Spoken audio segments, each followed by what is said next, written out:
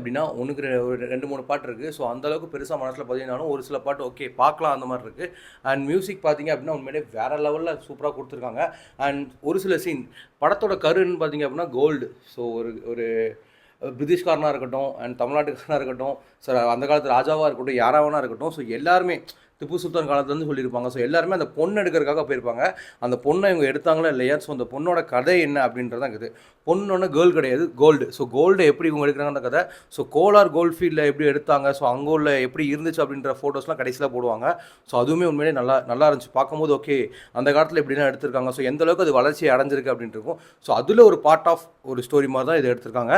And கதை வந்து என்ன அப்படின்னா எப்பவும் போல எனக்கு தெரிஞ்சது பழைய கதை மாதிரி தான் இருக்குது, ரொம்ப புதுசாக அப்படின்னு இல்லை. ஸோ ஆக்டிங்காக பார்க்கலாம். அண்ட் நிறைய பேர் வந்து நல்லா இருக்குது நல்லா இல்லை அப்படின்னு நிறைய பேர் சொல்லலாம். ஸோ உங்களுக்கு என்ன அப்படின்னா நீங்கள் ஒரு வாட்டியாவது போய் பாருங்கள், அவ்வளோதான்.